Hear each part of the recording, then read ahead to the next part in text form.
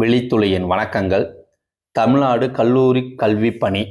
இதற்கு அதாவது உதவி பேராசிரியர் பணி இருக்கு இல்லையா, 2025-26ஆம் ஆண்டு அரசு கலை அறிவியல் மற்றும் கல்வியியல் கல்லூரிகளில் காலியாக உள்ள உதவி பேராசிரியர் பணியிடங்கள் ஆசிரியர் தேர்வு வாரியம் மூலம் தேர்வு செய்யப்பட்டது. உதவி பேராசிரியர் பணியிடங்களுக்கு தெரிவு செய்யப்பட்டவர்களுக்கு பணி நியமனம் வழங்குதல், இது ஆணைகள் வெளியிடப்படுகிறது அப்படிங்கிறது இந்த ஒரு அரசாணை வந்துட்டு வெளியிட்டிருக்காங்க. இது என்னன்னா, இப்போ ஒரு 5 பாடத்திற்கான பணி நியமனம் வந்துட்டு அறிவிப்பு வந்தது. ஸோ இதில் வந்துட்டு செலக்ட் ஆனவங்களை எல்லோருமே இப்போ பணி நியமனம் கொடுக்கப்பட்டதா அப்படின்னா ஒரு 5 பேர் மட்டும்தான் இந்த 5 பாடங்களில் வந்துட்டு தெரிவு செய்யப்பட்டிருக்காங்க. அவர்களுக்கான கவுன்சிலிங்கு, அவர்களுக்கு எந்தெந்த கல்லூரி அப்படிங்கிறது அதுவும் முடிவு செய்யப்பட்டு அவர்களுக்கு பணியாணையும் வழங்கிட்டாங்க. இப்போ இது ஏன் வந்துட்டு சிலருக்கான வாய்ப்புகள் மறுக்கப்பட்டிருக்கு, சிலர்கள் வந்துட்டு வெயிட்டிங்கில் வச்சிருக்கிறாங்க. ஸோ இதை நம்ம தெரிந்து கொள்ளும் போது மற்ற சப்ஜெக்ட் ரிசல்ட்லாம் இன்னும் வர வேண்டியிருக்கு இல்லையா, இவர்கள் என்ன செய்ய வேண்டியிருக்கு அப்படிங்கிறத தெரிவுக்காகத்தான் இந்த பதிவை வந்து நம்ம பதிவு பண்றோம். இறுதி வரைக்கும் ஸ்கிப் பண்ணாம பாருங்க. அதாவது 13/3/2026 ஸோ இந்த அரசாணை 15 படி ஸோ இதில் வந்துட்டு ஒரு 4 படிநிலைகள் இருக்குது.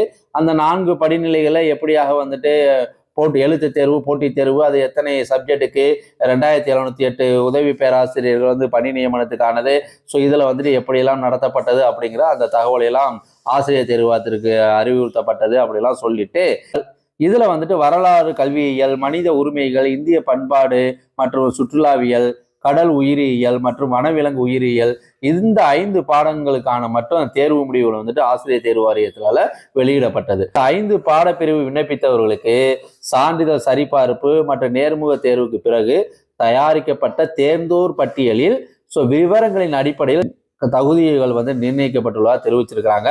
ஸோ அப்படி விண்ணப்பித்த பாடத்தில் அல்லாது தொடர்புடைய துறையில் வேறு பாடத்தில் முதுகலை பட்டம் மற்றும் முனைவர் பட்டத்தினை சில பணிநாடுனர்கள் வந்து சமர்ப்பித்துள்ளனர். அதாவது நான் காமர்ஸ் வந்துட்டு படிச்சிருக்கேன், ஆனால் காமர்ஸ் இன்ஃபர்மேஷன் டெக்னாலஜி அப்படின்னு சொல்லிட்டு முதுகலை பட்டம் நான் படிச்சிருக்கலாம், இல்லை கார்பரேட் செக்ரட்டரிஷிப்னு படிச்சிருக்கலாம். ஸோ இப்படி முனைவர் பட்டத்தில் நான் அது தொடர்புள்ளாத வேற ஒரு இதை நான் படிச்சிருக்கலாம். ஆனால் அப்படி படித்திருந்தால் ஆசிரியர் தேர்வு வாரியத்தை பொறுத்தவரையும் தெரிவு முகமையாக மட்டுமே செயல்பட்டு வருகிறது. இப்பணி நாடுனர்கள் சமர்ப்பித்த கல்வி சான்றிதழ்களின் இணைப்பாடம், அதாவது சப்ஜெக்ட் ஈக்குவலண்ட் ரெலவன்ஸ் இருக்கு இல்லையா, இவ்வாரியத்தில் விவரங்கள் ஏதும் இல்லாததால் இப்பணி நாடுனர்கள் சமர்ப்பித்த கல்வி சான்றிதழ்களின் இணைப்பாடம் சார்ந்து பயன்பாட்டு துறையான கல்லூரி கல்வி ஆணையர் அளவில் முடிவு செய்து நியமன ஆணை வழங்கும் பொருட்டு இப்பணி நாடுனர்கள் தற்காலிக தெரிவிற்கு பரிசீலிக்கப்பட்டுள்ளனர் அப்படிங்கிறத இதுல சுட்டி காட்டியிருக்கிறாங்க.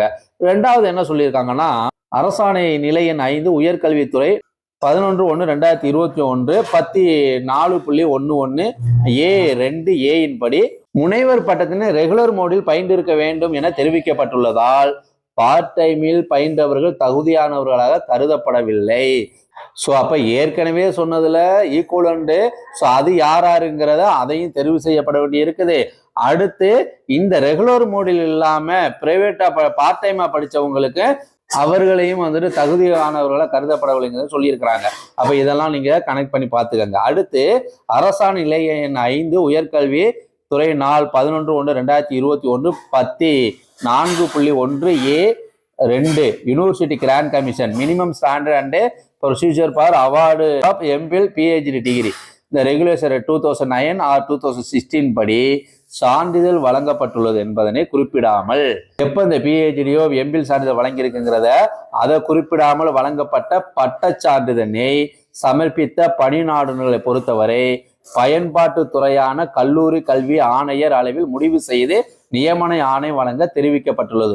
ஸோ இதெல்லாம் வந்துட்டு அனுப்பிட்டாங்க. யாரெல்லாம் வந்துட்டு செலெக்ஷன் லிஸ்ட்ல வந்திருந்தாங்களோ அதுல சில பேருக்கு வந்துட்டு இந்த ப்ராப்ளம் இருக்கிறதுனால அதையும் வந்துட்டு அனுப்பியிருக்கிறாங்க. ஸோ அது ஒண்ணு. ஸோ பார்ட் டைமா முடிச்சவங்களுக்கு வந்துட்டு அதற்கு வாய்ப்பு இல்லைன்னு வேற சொல்லிட்டாங்க. அடுத்து வந்துட்டு ஈக்குவலண்ட், ஸோ அதையும் வந்துட்டு அனுப்பியிருக்கிறாங்க. ஸோ அது என்னங்கிறது இனிமேதான் தெரியும், ரைட்டுங்களா.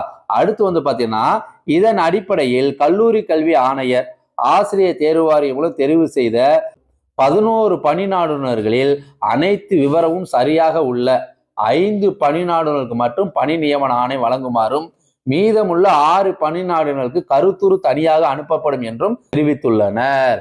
இதுதான் 11 பேர் செலக்ட் பண்ணதுல 5 பேர் மட்டும் எந்த ப்ராப்ளம் இல்லாம செலக்ட் ஆயிருக்காங்க.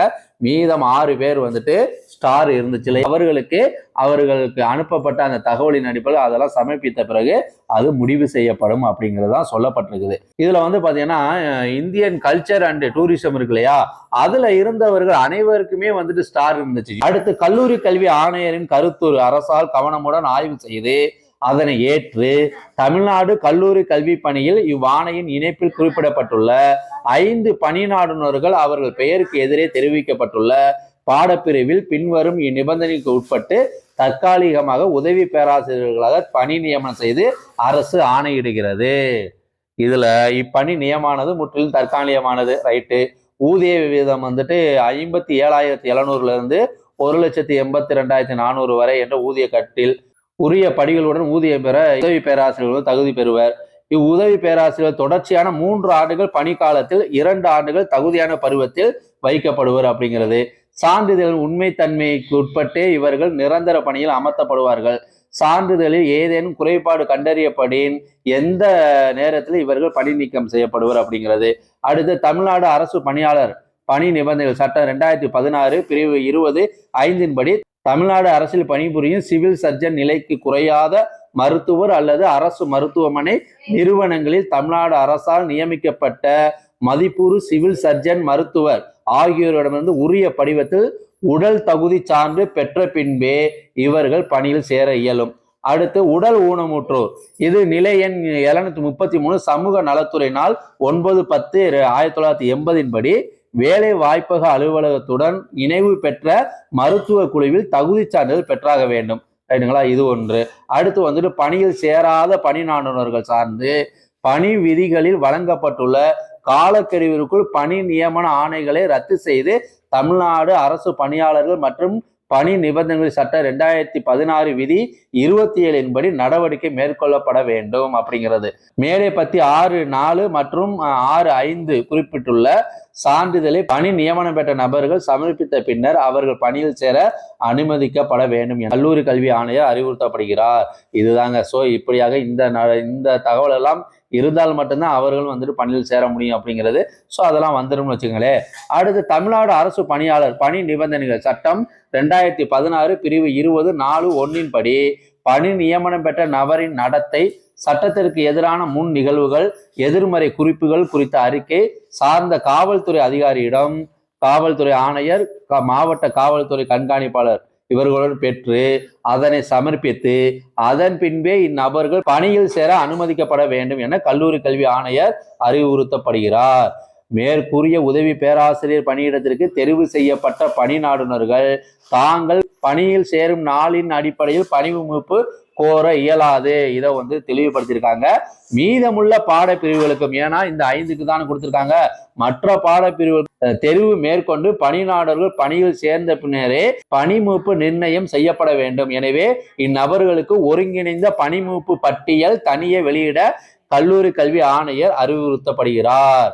இப்படியாக மேற்கண்ட உதவி பேராசிரியருக்கு வந்துட்டு தமிழ்நாடு மாநில உயர்கல்வி மன்றத்தால் அளிக்கப்படும் 1 மாத கட்டாய பயிற்சியினை அடுத்து வரும் பயிற்சியில் அளிக்க உரிய நடவடிக்கையை மேற்கொள்ள வேண்டும் எனவும் கல்லூரி கல்வி ஆணையர் கேட்டுக்கொள்ளப்படுகிறார். அரசாணையின் இணைப்பில் குறிப்பிடப்பட்டுள்ள உதவி பேராசிரியர்கள் பணி தேர்வானது மாண்புமிகு சென்னை உயர் நீதிமன்றத்தில் தொடரப்பட்டுள்ள நீதி பேராணைகள் மற்றும் மேல்முறையீட்டு வழக்கு எண்கள் அதெல்லாம் கொடுத்திருக்கிறாங்க. மற்றும் மாண்புமிகு சென்னை உயர் நீதிமன்றம் மதுரை கிளையில் தொடரப்பட்டுள்ள நீதி பேராணை வழக்கு எண்கள் நீதிமன்ற இறுதி தீர்ப்பாணைகளுக்கு உட்பட்டதாகவும் அப்படிங்கிறதையும் சொல்லியிருக்கிறாங்க. ஸோ இப்படியாக இந்த அரசாணை வந்துட்டு வெளியிடப்பட்டிருக்குது. ஸோ எப்படியாக வந்துட்டு இந்த உதவி பேராசிரியர்கள் பணி நியமனம் யாருக்கெல்லாம் கொடுக்கப்பட்டிருக்குது, அது எப்படியாக வந்துட்டு சிலருக்கு வந்துட்டு இன்னும் நிலுவையில் இருக்குது.